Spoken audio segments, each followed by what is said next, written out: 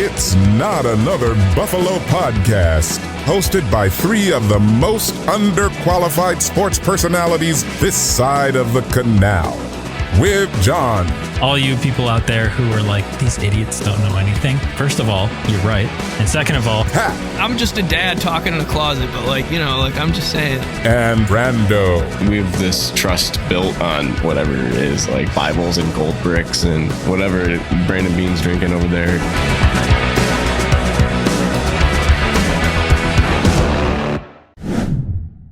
Welcome back to Not Another Bad Loss Podcast. I'm John. I'm here with Pat and Brando, my buddies, here on a Tuesday afternoon here. Not a Victory Tuesday, sadly, but how are you guys doing after that loss? Are we still hanging on 3-2? It's not bad, right? It's pretty bad. Did you watch? Yeah, it's pretty bad. It's pretty bad. Pat, how's your sanity? Does it help? Does it help watching these games when you have like a small child with you because you're like, life is bigger than the Buffalo Bills, or is it just as frustrating? It depends. Sometimes, I have to be sedated a little bit, but during this weekend's game, it was right as Keon scored that big touchdown, my son, I was changing him on the changing table. So I was like, okay, son, like I'm going to need you to, do that again. And I was waiting and, Terrell Bernard has that interception and I look down and he's blown out his pants and my Josh Allen jersey is covered in dookie. And I was refusing to take it off at first, but then I was like, all right, football is bigger than the Buffalo Bills. I can probably take off the jersey. So yeah, it was a rough one though. But yeah, I'll send you a picture. Sure. Oh, please don't. I'm actually great. You don't have to do that. That's funny. Well, we got a great show for you guys. We got tons of stuff to get to. Obviously, we're going to do our game picks as usual. We got another edition of Fill in the Blank for this one. I don't know if that's going to be a post-loss tradition or just an every week tradition because it was pretty fun last week to do that. We have another tradition too, though, and it's Pat's dad joke. Pat's dad joke is always must listen. That's true. Before we get into Pat's dad joke is brought to you guys by Small City Realty. If you're looking to buy, sell, or manage property in Western New York, our guy is Zach Korzelius. You can reach him at 585-409-1088 or Zachary at smallcityrealty.com if you want to shoot him an email. I think he still has a house available in Batavia if you're interested in looking. Again, buying, selling, or property management in Western New York, call Zach Korzelius. And by the Jkorz Agency for all your insurance needs. So we're ready, Pat. All right. Pat's dad joke is now a sponsored segment. Yes. All you dads out there that want to buy a home, it's possible. Just reach out to Zach. Why was the broom late for the meeting? Because it got swept away. It overswept. Oh, I like that. That's a good joke, especially if you have apoplexia. But yes. Or sleep apnea. Or sleep apnea. Yes. Oh, that's good.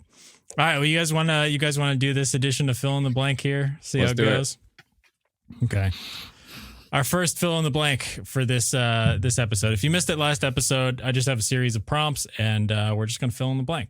So our first one, Pat, you want to lead us off? Things with more depth than the Bills wide receiver room.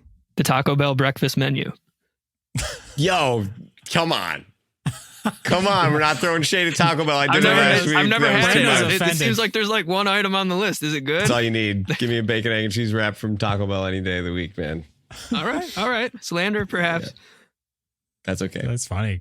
Controversy on the first one. What about you, Brando? Brando, things with more depth than the Bills wide receiver room. Kim Kardashian. Yep. Or all the Kardashians for that matter. The puddles in my driveway, also deeper than the Bills' wide receiver room. Interesting. They're not big puddles. They're very small puddles. Pat Cap's book of jokes. Oh! Hey, that joke book's helped you, man. It's great. It's great. It's good. 2D drawings. Oh. Yep. I was trying to pick a show. I was going to do like the animation on Arthur. I didn't know if that was too much of a deep cut. It's good. George's character arc in Seinfeld. That's true. It's more depth than the Bills wide receiver room right now. It's like the Larry David, no learning, no hugging. Yes. No lessons learned ever. The literary elements and political undertones in Jackass 1, 2, and 3. That's funny. I like that one. And I don't know if you guys had a last one, but I was going to say the musical guest list at Macy's Thanksgiving Day Parade. That's good. Yep. You could also say the New Year's Eve special. Oh, true. Yeah, that's a better. I don't even know who they'd have performing there. I feel like I've just been disappointed by the New Year's Eve special for eternity. Yeah, what are they going to be like? New, outrageously popular guest Kevin Rudolph or something? Like, oh, what's that guy's name? That bald guy, that bald singer who was really big. He won Chris something. He won American Idol. Stapleton? Not Chris Stapleton. No, Chris Stapleton would be a great guest. I can't remember. It's one guy that they keep Chris Daughtry. Back. Chris Daughtry. Yes. He's always the guy on the Thanksgiving parade. That you guys want to hear Chris Daughtry in the year 2024? Thank you, Pat. That's good. Yes. That's good. All right. Anybody got any more? Or are we good for the next one? Brandon, you got one more? The dating scene for Gen Zers. Oh. Yep. Oh. Shots fired. Yes. All right. Next one? Sure. All right. Things that make more sense than Sean McDermott's late game management. Patty, you're up. The ending to Inception. Yep. Linking healthcare insurance to employment. Yep. That's a good one. I like that one. Mark Davis's haircut. Oh. Andre 3000's jazz flute album. That's good. I haven't heard that. I'll have to check that out now. Sounds exactly like Outkast. It does. But that's funny. How Donald Trump pays no taxes. Yep. True. Yep. Or any of those big companies for that reason. Yeah. Offshore accounts, people. The fumble into the end zone touchback rule also makes more sense than Sean McDermott's late game management. Well, it almost won us the game in what was it, the divisional round last year. Kansas City, Jordan Poyer saving our butt after a stupid DeMar Hamlin fake punt. Ask me how I feel. Well, it's not DeMar's. Not DeMar's fault on that one. Yes, it is. Anyways, I put that one on Sean. Brushing your teeth immediately before eating. Yep. It's the worst. Flat Earth logic. Ooh. Yep.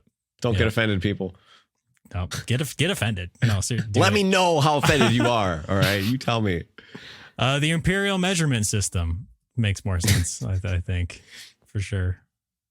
How many feet in a mile? Nice, even 5,280. Yeah, easy number. That's right? my dad quizzing us in the car. Yep. All right. I got sleeping with your socks on too. And if you do this, if you're listening, you're a sociopath. If you sleep with your Call me a socks on. sociopath then. My toes get cold. Brando, do you really sleep? You wake up and they're on still? I mean, maybe you fall asleep. Man. Sometimes I have one on, one Brandon, off. I didn't know we had one of those people on this show. Now you do. It gets cold in here, man. It's cold here. I don't know. You got two cats, man. Yeah, they're not together though. Oh, okay. Together, right. yeah. Well, so one foot at least is cold, right? Dude, my new one bites my big toe through the comforter. I'm like, what are you doing, Penny? Well, socks aren't going to help with that. No, nothing helps with that. You need some steel toe boots to sleep in. All right, I got one. Entry level jobs requiring 3 to 5 years of experience to get the job. Yes, sir. I like that. All right, next one. Sure. All right, things that surprise me more than... Actually, this is the last one. Things that surprise me more than the Bills running on first down. Pat? Cowboys fans saying this is our year. Aaron Rodgers causing turmoil. Oh, yeah. Sean McDermott clapping after a play. A Chiefs game with a fourth quarter pass interference call. Yep. Taylor Swift being a focal point during a Kansas City game broadcast. Yep. The Sabres starting 0-2. Andy Reid being in a Burger King commercial. That's good. Spectrum promising good service. Oh. Boom, boom. Aaron Rodgers not getting along with someone? You're kidding. But that's it. I'm out. You guys all good? You got any more? All right, gentlemen. Now, I said it on the intro, John. You use it as a clip. We trust whatever Brandon Beane is drinking over there with Bibles and gold bricks, right? So we have seen this man put together good rosters. We have seen him make super crucial trade acquisitions. And if he is sitting there watching these games, I would love to be a fly in his brain, right? I want to know what he's thinking. He's like, this offense is garbage. We're paying this guy so much money. We can't throw the ball. But he's also the guy that brought in John Brown and Emmanuel Sanders and Cole Beasley and traded for Steph Diggs. So we have seen him do this in the past. He sees there's a need on the roster. He goes and get Russell Douglas, basically saves our defense for the season. He goes and gets Nyheim Hines, who pushes us into the playoffs, right? Even if it's just a kick return. Brandon Beane's watching this game, these last 2 games against good opponents, how they have now changed how they play defense against us entirely. Josh used to eat pressure. He used to eat man-to-man coverage. Now they're throwing the whole freaking house at us playing man because nobody can get open. You're in the chair of Brandon Beane. You see this happening, and you have Devontae Adams on one hand, Amari Cooper on the other hand, and XYZ receiver on the other hand, and you got to make a trade. Are you doing it? How many hands do you have? As many as you need. At least 3. As many as you need. Of course I do it if it's possible, right? It's always possible. It's always possible. Well, the Raiders situation is tough too, because you can offer more draft capital in turn for a team to eat salary. So that's the hard thing. They can't fit Devontae Adams under the cap as it stands now for this year. So they would need the Raiders to eat most of his salary. But unfortunately, their ownership situation. Remember, we were talking about teams being cash poor. Yeah. And the difference of, money on hand, liquid, cash available. That wouldn't probably be possible. And Mark Davis is probably not going to do that. I was reading that the Raiders have never ate salary in a trade in their existence. Yeah. So I feel like the Raiders are cool taking a 4th round pick from the Jets instead of a 2nd round pick from us for that exact reason, right? Probably, which is unfortunate, but what else are you going to do with your cap this year? This is a situation where if you want to get into the nitty gritty of it, you would be would it have been worth it to split Stephon Diggs's big cap hit over 2 years like you could have, rather than getting it all out of the way this year? And that's where I'm kind of maybe Brandon Beane is the only one in the back of his head who's thinking this is a reset year. I messed up. Well, not I messed up, but hey, this is a reset year with slightly lower expectations, because we've gone above that, we've gone below that, and then we're probably going to even out somewhere in there. But, the good news being this year that it might actually be the easiest walk to the division, barring Tua coming back and the Dolphins getting hot. So, Pat, this is for you now, because I want to know from you. You've played through injury. I know, we've talked about this. If you're Josh Allen and you're getting your bell rung, who got knocked out, by the way, full as could be. I watched the clip today. I mean, his head goes limp. His wrist is totally bent upside down, dragging on the ground. Dude's knocked out cold, right? At least for 5 seconds. I'm not a medical expert. He hustled out of that blue tent as fast as that man ever could run to get back on the field. But you're seeing this defense against Josh Allen destroy him. He is getting his bell rung more and more every single game because he does not trust his offense. His O-line is playing bad. If you're Brandon Beane, do you say, to save Josh Allen and maybe avoid an injury that he has never had, do you have to make a deal? I like the Amari Cooper angle. That could be cool. I just don't know. You'd have to entice the Cleveland, their office at this point, that it's worth doing, because that idea has kind of been floated. I don't know if I've seen anything concrete about them shopping him. Have you, Brando? I think I saw he requested a trade. Really? He did? Yeah. Okay. Well, there's that. The thing about him is he leads the league in drops, right? And I want to say he's 78th out of 80th in receiver something. And that was, I zero context to that stat. I just there's a number. He's 78 out of 80. I think that's bad. So I think it was drops or something. I don't know what it was. He's 30 years old too. So I mean, he's only $600,000 against the cap if you take him, and he's definitely an improvement over Mac Hollins on the outside. But you think of Douglas, he was really not on a trade radar. Kelvin Benjamin was not on the trade radar. Naheem Hines was not on a trade radar. They said Jacoby Myers Naheem Hines was on today. the trade radar. And you know whose radar he was on was Pat's. Pat's actually suggested that deal too. Yes, you did. You called it out. You called it. Yeah, you did. I'm just so sick of this talk of we're going to develop it from within. The Bills won't hire an offensive coordinator from outside the organization. They don't restock the wide receiver room until it's almost too late because they're trying to develop this talent or whatever it is. And they finally do it. They label a running back a pass catcher, a tight end a pass catcher. And now we're looking and we say, we talked about it in the offseason that we have a deep offensive line, but the Bills are getting lit up on the offensive line. And it's like, I don't want to look to a backup for success. I don't want backup linebackers to be starting against Lamar Jackson or Patrick Mahomes. I don't want backup offensive linemen starting against Chris Jones and Max Crosby or whatever. Like, go get somebody to make this work. I don't know. It makes me upset. To give you guys some context about the offensive line stuff too. Obviously, we've seen free blitzers coming on the edge. We've seen Josh Allen running for his life. All that's not on the offensive line. That was like, those are blitz pickups and protection schemes that are just like, those are dudes not being on the same page. So whether that's Josh Allen shifting the protection, Ray Davis missed a blitz pickup that he should have had coming. And Allen right wasn't even backfield. looking that way though, right? He's looking over his left shoulder blitz game right at his face to the right. And Ray Davis ran right by him. Yep.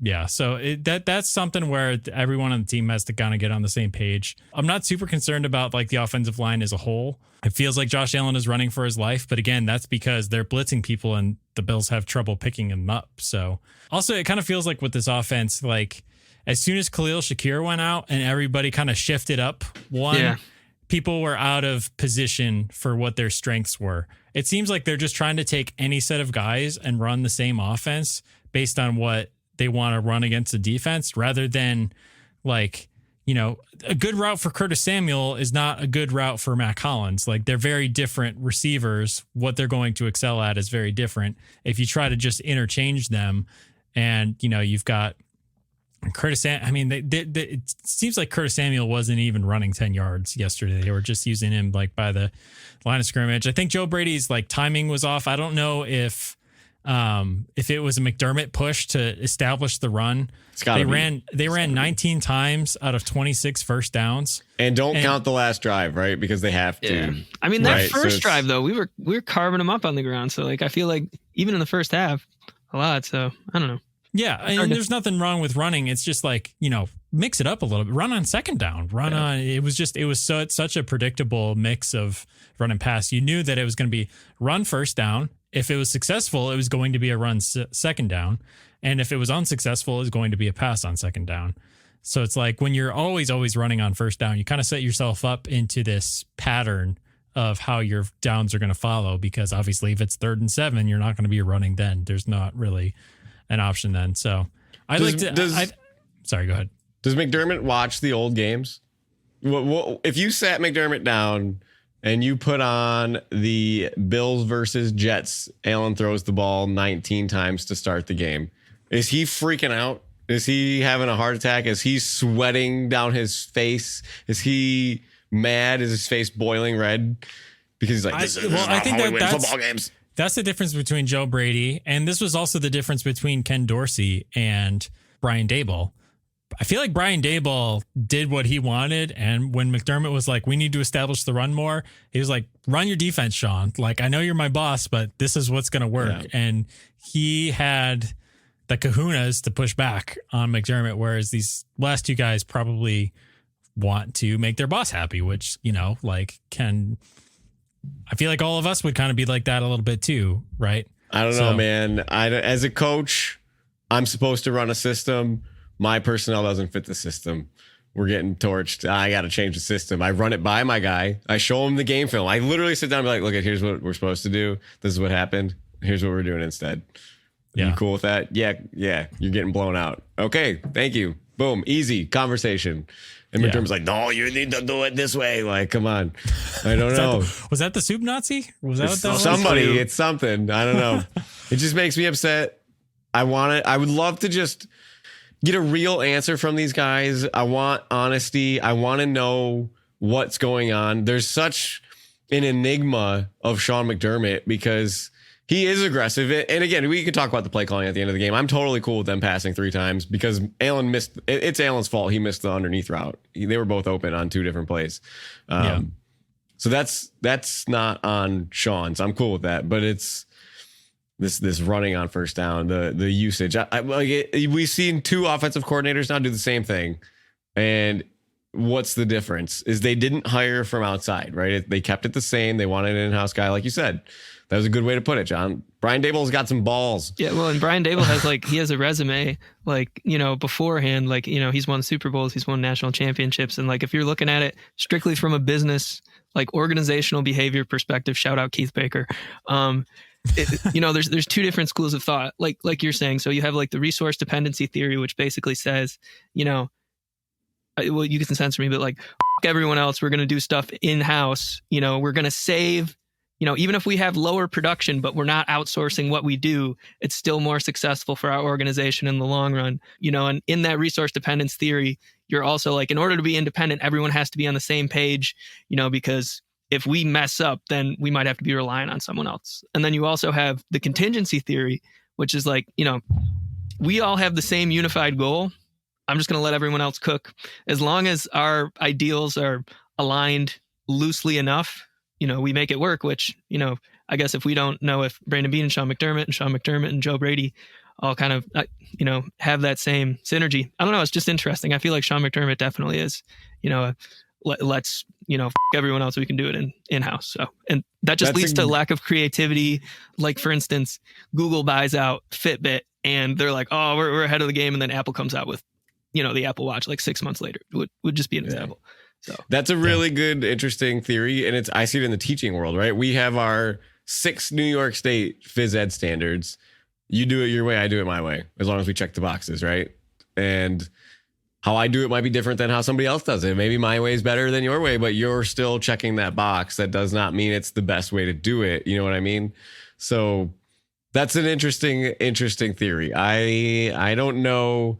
I'm kind of angry. I'm feeling resentful towards McDermott as we talk about this more and more. I don't know. Yeah. It's tough because we go back and forth in this, and a lot of it is again, it's whether they're winning or losing. How are we the first 3 games of the season? We weren't talking like this. Well, there's little things. We're talking about the run heaviness of the first game and then the pass heaviness of the second game, right? Which again it's never a problem if you're winning, right? Yes. And again, I also want to, specify that the run pass balance, I am totally okay with them being more run heavy this year. I think it makes sense with the talent level in the wide receiver room. I think it makes sense to get the ball in the hands of James Cook more. He's running well. The offensive line is run blocking well. I think that's just the predictability of it. So I think Joe Brady just never hit his stride in these last 2 games. And so they really need to figure out what their counterpunch is going to be to the counterpunch that has been thrown at them, which is teams are if we're going to play single, we don't, teams used to play 2 high shell against the Bills, zone, keep everything underneath, make Josh Allen be patient. This year, they're playing single high safety, corners down on the wide receivers, press coverage because the wide receivers can't get open fast enough. This is a strategy that would not have worked against a Cole Beasley, Stephon Diggs, Emmanuel Sanders offense in a million years. But they're forcing Josh to throw the ball down the sidelines. You saw all those deep shots. I mean, Josh was 9 for 32. It was awful, but you just don't have the wide receiver room to pull off those plays. No. And you don't have the time on task with these guys either to pull off the back shoulder throws, the timing throws, the familiar, and Keon Coleman just had some terrible form on some of those routes, unfortunately, where ball he's off the head, man. Ball off the head. Yeah. That's all you need to see. He's the only person in that stadium who didn't know that ball was going to him. Yeah. But the thing that sucks is we all talked about adding a first round receiver with Steph Diggs on this roster in the offseason before the trade happened, right? We're talking, February, March, April, and then April is done. So that idea of putting a Brian Thomas Jr. with Steph Diggs or, Neighbors and Diggs or Coleman and Diggs, whoever we had, that was what we needed to see. So just to have somebody like Diggs, if Diggs is on our team for this game, we win. easy. I think it maybe not easy, but it's Diggs converted such clutch third downs for the Texans. And we needed a guy that Allen could throw a 10-yard slant to. Say whatever you want about Diggs. He could go 3 catches for 30 yards and we win the game. But those 3 catches are 10 yards that we needed on each one of them. So for Allen to not have that, I mean, Shakir maybe gives you that, but he's not here. You need to be planning for injuries in the NFL. It happens every year to every single team all the time. Get an extra player for like when you can. I don't know. Going into what we had, like Mac Hollins he makes $1 million a year. You're trusting your season to Marquez Valdez-Scantling and Mac Hollins down the sideline. They've never made the cut. They've never been successful at it. And now you're forcing them to try to be successful at it. And you're getting the results that you should now, I think. So I don't know. What do I know? I think if they keep continuing to maximize the skill sets of the players that are on the field and Joe Brady gets his weapons in the right spot and not just a interchangeable Madden offense. He's not just calling it like a Madden offense where he's like, they're playing us this way. I want to go here. We need a sideline shot here. It's like that paired with the strengths of your players into your scheme is what makes your offense successful. And that's what they did for the first 3 weeks. So hopefully they can, switch things around and figure out what they're going to do for the rest of the season. But they've got a lot of time to figure it out before the playoffs. And we know that that's really when it counts the most. So, yeah. And this is kind of a tease into game picks here. I think that looking around the NFL at how much scoring happened this weekend, right? The offense has to catch up to the defense. You have to watch film. You have to let the ripples settle. But to see the other teams throughout the NFL, the Bengals, the Ravens, the Washington, Kansas City, they all lighted up on the scoreboard. Kansas City with probably less weapons than us, even if Kareem Hunt seems to be a monster in the backfield. And Juju Smith-Schuster found 2 new knees. So he's playing right now. So... But it's crazy. And when we go through these game picks, maybe, you guys touch on it a little bit, but the Bills matchup this week's a little scary defensively. It's not a good get right game. No, especially with the team, I don't know that always week after the coach is fired, whatever it could be, I don't know. It just doesn't matter. It's kind of scary to think about. It is scary. But for sure. I was going to say, go ahead and do you want to do a Sabres update first and then we'll roll into game picks here? Yeah. It's Sabres. They're playing. All right. Yep. They're on the ice. I don't know if they're playing. Let's get a little Sabres update in with Brando. It's time for the weekly Sabres update. All right, Brando, I haven't really been checking my phone. Some of those games were on at weird times. How are the Sabres doing so far? It's got to be great with Lindy, right? Like they've turned it around, right? Well, this has been your weekly Sabres update. No, we suck. We're 0-2. It looked like garbage on the ice. It would have melted that hot, steamy garbage through the ice. It was terrible, terrible, terrible. We suck. Go Sabres. Forever and always. Home opener this weekend. Check it out. If you want to sit in a seat with no cup holders, it's in the 300 level. There's a new scoreboard, though, guys. We got a new scoreboard. I hope they hung it up well. They didn't last time. They got a new one. No. All right, roll us into some game picks here, Brando. All right, like we just said, we're looking around the league with some crazy scores, and it reflects in our game picks this week. Now, Pat, this is your worst week so far. John, you went 500. I pulled out a 4-2 record. Pat 2-4. John 3-3. We were kind of a little bit all over the place. Cleveland, Pat, I'm so sorry to say this, but that was a rough done, one. man. They look done. They look done. Yeah. Only Jameis can save them now, or the firing of Ken Dorsey. I don't know, but I think Jameis has got to go in. You cannot sit in front of a room of 55 men and say Deshaun Watson's the best option at quarterback. So give me Jameis. Bottom line, I will still make excuses for them, but okay. Brandon, what are you doing, man? You didn't put Cleveland on the game picks for this week? I didn't even see their game. Who do they play? The Eagles. They're 9-point underdogs. We could have baited Pat into taking the Browns for that one. I must have missed them totally. We get throwing that in there for a bonus. Yeah. No, it's all right. pick 7. Hey, we made one game up. The scheme worked for 1 week. Yes, and we'll save it in our back pocket. But yeah. If we need a win late in the season, we'll put Cleveland on there. We know we can get Pat for 1. We're not out of it yet, Pat. You're 3 games up on me, 4 games up on John. John's 1 game back on me. Fighting for 500 record here, folks. Fighting for 500. We got to get over 500. So we're looking at game number 1, Detroit at Dallas. Detroit is minus 3.5 point favorite. John, we'll start with you. What do you think this week? I think this one has some shootout potential. Could play out similarly to when the Ravens went down to Dallas. But I think Dallas blinks first. Big day for Gibbs and Montgomery. Give me Detroit minus 3.5. Yeah, Pat, what are you thinking? Give me the Lions. Rawr. Rawr. Go Lions, baby. Yeah, the Lions have a better defense, I think, than the Cowboys are going to be able to handle. So give me Jared Goff and the Lions. Now, Washington again. Was that British? Jared Goff and the Lions.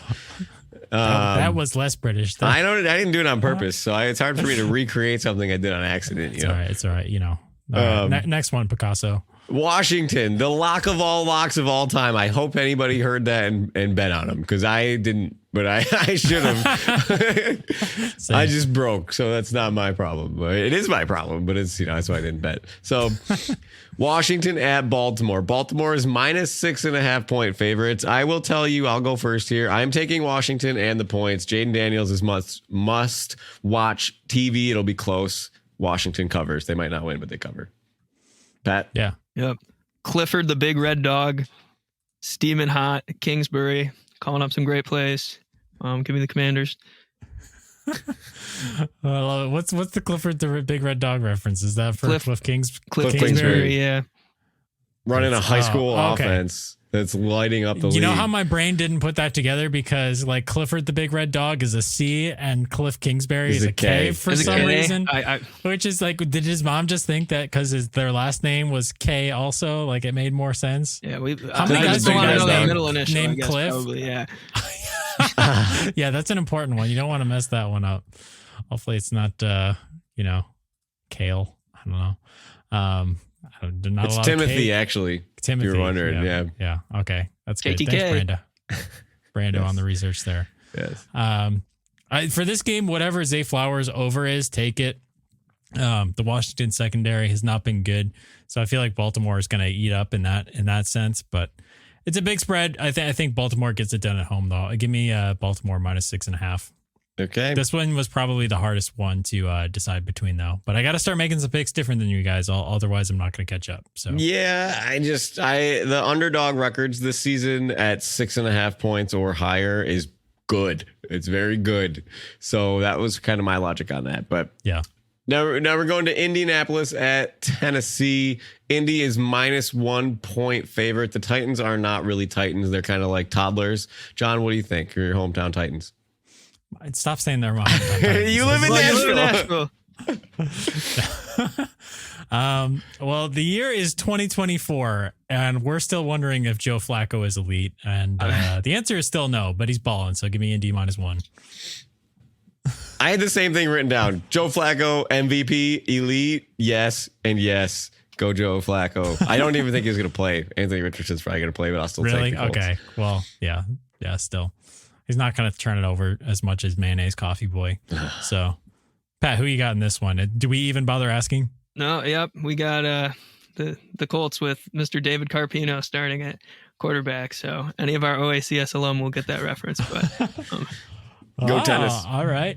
Pat, are you officially off the Tennessee train for good now? Yeah, I am. I was in Mike Vrabel being in Cleveland kind of was helping that, but you can't bait me this time. Mike Vrabel's in Cleveland right now? Yeah. Like what is he? Defensive consultant. They got to consult him a little bit more, I think. I don't know if his voice is being heard over there. Yeah. I think he's just yelling, put Jameis in.